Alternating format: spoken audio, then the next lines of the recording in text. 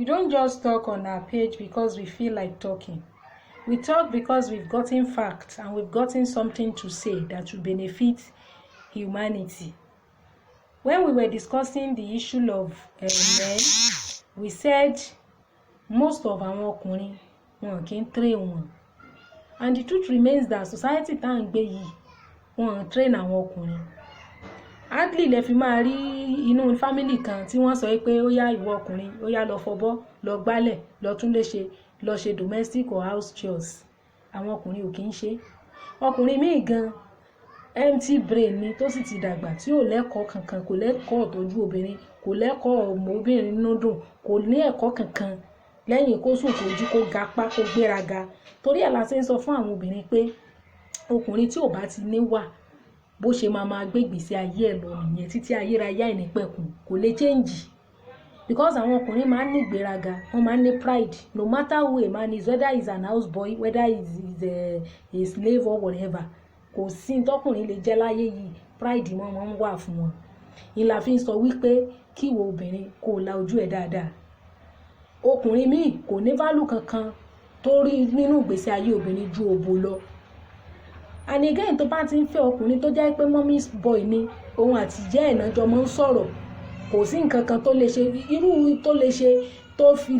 tó lè dá ṣe àfi kí ìyá ẹ̀ fún go ahead. Irú yẹn tó bá fẹ́ kó tó dó ẹ á kọ́ pé ìyá ẹ̀ náà pé òun fẹ́ dóyàwó òun ṣe kó ń do àbí kó mọ́ do, tí ìyá ẹ̀ bá ní má dóyàwó ẹ̀ kò ní dó ẹ̀. So ẹ má máa tanra yín. Tọkùnrin ò bá ti dáa kò dáa ni. Ẹ má jà mọ́ make a reputation lórí platform wa. Ṣàlàyé mi yé yín báyìí. That is how it is. Àwọn míì báyìí wọ́n dàgbà sí environment pé ẹrú lobìnrin, pé ẹrú ní ìyàwó, ibi tẹ́lòmíì dàgbà sínú. Tí wọ́n bá ti ìlú ayé obìnrin gbó kí wọ́n fògo ayé obìnrin yẹn yílẹ̀ kí wọ́n sọ̀tá ẹ̀dọ̀ lórí burúkú, inú wọn ò ní dùn. So tó bá ti ríru ọkùnrin bẹ́ẹ̀ yẹn wá ti mọ̀ wípé no go area ni, kì í ṣe ibi tó lè yà sí rárá. Ẹ má máa disturb ara yín. Torí tó bá lọ síbẹ̀ tán ní ìsìn ariwo ẹ̀ làwọn èèyàn máa pa. Kò sì síyì kankan nínú obìnrin nínú òbòjú pé tó bá ti dó ẹ tán ó parí nìyẹn, àfi tó bá nífẹ̀ẹ́ tẹ́lẹ̀. Sọ̀rọ̀ mi yé yín. Ìlà ṣe máa ń sọ wípé ọ̀rọ̀ sẹ́ẹ̀sì ó wà fún àwọn tí wọ́n ti gbéyàwó. Ìwọ tó bá ti gbéyàwó tó ń lọ ń dóko tó ń dóbò ọ̀ṣẹ́ra rẹ lọ ṣe òṣòfò ara ni. So ẹ má máa ṣòfò ara, ẹ má máa tanra yín jẹ. Ọkùnrin tó bá ti useless ara ẹ fún, tó bá ti misbehave sí ẹ, that's your own personal business. Ṣùgbọ́n tó bá jókòó kó wo nǹkan tó yẹ kó wò lára ọkùnrin, kó prayerfully consider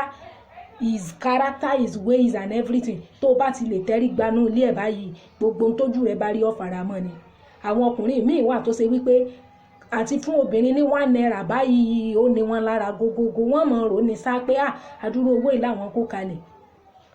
I'm telling you,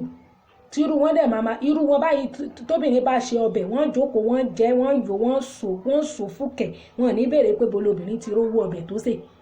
Wọ́n ní sọ pé wọ́n ní bóyá lè ló tiẹ̀ fún lówó gan, wọ́n fẹ́ mọ̀. Irú wọn náà máa ń gé wọn kápá kanga bí apá àjàpá ni. Tó bá ti di wípé wọ́n ní kan wá pàṣẹ, wọ́n máa kéré ń jó owó orí, wọ́n máa dàgbà nú ẹran sàrá ni. So ẹ má máa fìyà jẹra yín ẹ̀yin obìnrin, ẹ má lajú yín kalẹ̀. Àwọn ọkùnrin society wa ò lẹ́kọ̀ọ́. Women conference ni wọ́n máa ń ṣe every year, wọ́n ṣe men conference rí. So àwọn ọkùnrin yẹn ò rẹ́ni kọ́ wọn, wọ́n rẹ́ni train wọn rárá. Àfẹn tó bá kàn lórí ọ̀fẹ́ gbà, bóyá tó kàn lórí ọ̀fẹ́ kan, bóyá bàbá rẹ̀ dáa, ẹni tí bàbá ẹ̀ bá dáa sí yẹ ó ti rí treatment tí bàbá ẹ̀ fún yẹ tó bá treat bàbá ẹ̀ tí bàbá ẹ̀ bá treat yẹ ẹ̀ dáa nìkan ló kàn lè kó ẹ̀kọ́. Mi ì rí bí tán ti pa àwọn ọkùnrin jókòó rí pé wọ́n ń ṣe men conference. It has always been women conference. So tó bá parí conference yẹn tán bá délé, they meet their husband the same way. So kò wá ní sí ìwúlò gbogbo ẹ̀kọ́ tí wọ́n kọ́ àwọn obìnrin yẹn, because ọkùnrin tán fẹ́ lo ẹ̀kọ́ yẹn fún gan kò gbádùn. So tó bá ti rọ́kùnrin tí ò gbádùn má wulẹ̀ tanra ẹ. Ìwà burúkú tọkùnrin bá ní ó máa ń worst sí ni téèyàn bá ti délé wọn tán. Go and do your research.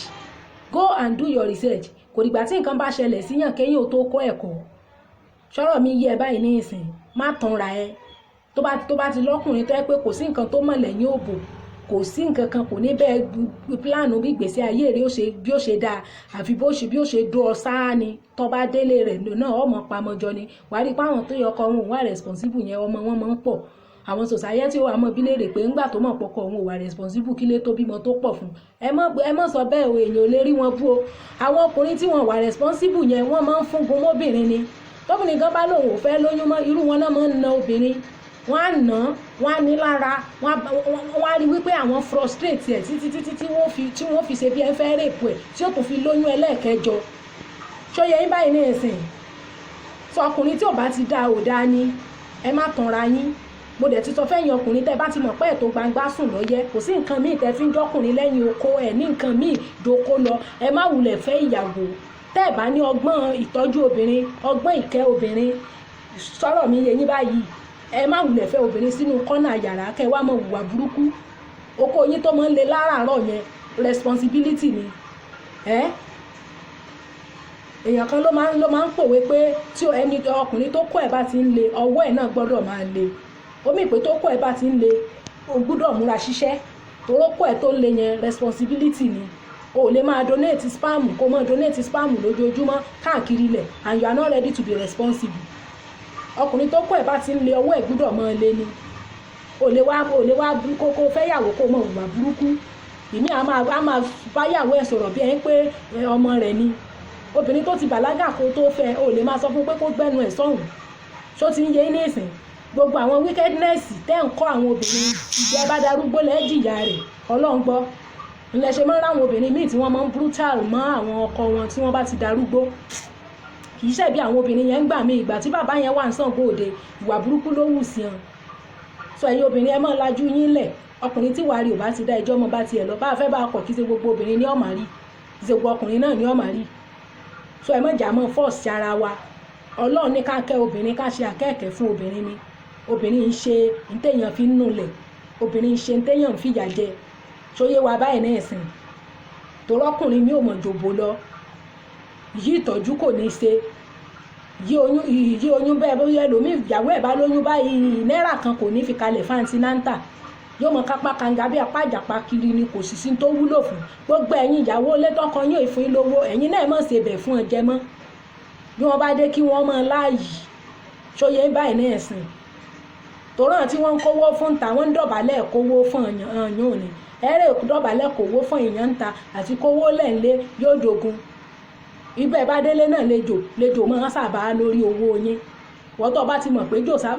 sábà lórí owó rẹ̀ kò ṣeé mú nlé nígbò bá dé ta lejò máa ká pò lórí ẹ̀ ẹ̀yin ilé náà ẹ má fowó yín ṣe bẹ̀ fún ọjẹ́ mọ́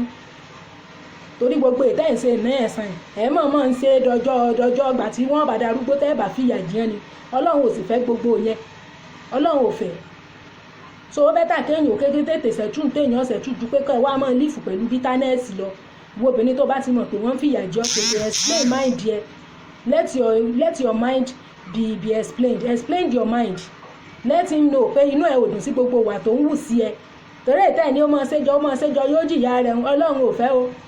ẹni tó bá ní tóun ẹ̀yàn lọ́mọ kan ọmọ tó bá ní tóun bá dàgbà ọmọ ẹyẹlé lòun ò mọ pàjẹ́ wọn lórí ẹyẹlé òní jí ó dàgbà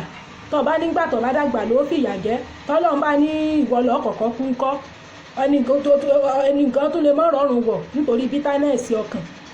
so ẹ free mind yín ẹ explain nǹkan tó bá wà ní ọkàn yín tínú yín ọ̀bà dùn sí ọkùnrin tó bá yìí ṣe pé kò sí nǹkan mìíràn tó fẹ́ràn lẹ́yìn òbò èmi ọmọ ń tẹ́ ẹ mọ́ wá ṣe nínú ìgbésí ayé irú ọkùnrin báwọn sọ̀rọ̀ mi ti ń yé yín ọkùnrin mi ò gbọ́n kankan empty brain ni ọkùnrin tó bá ti dàgbà tó outdoor stage tí ò rẹni train ẹ̀ tí ò rẹni kọ obìnrin tó bá fẹ́ rú ọkùnrin yẹn yóò jìyà láyé wọn gbọ́n paradise tó ti yẹ báyìí náà sìn ọlọ́run ó ṣàánú gbogbo wa wájú ni ọ̀pẹ́ ìbí tí gbogbo wa ọmọ rẹ̀ sí ẹ ṣeun.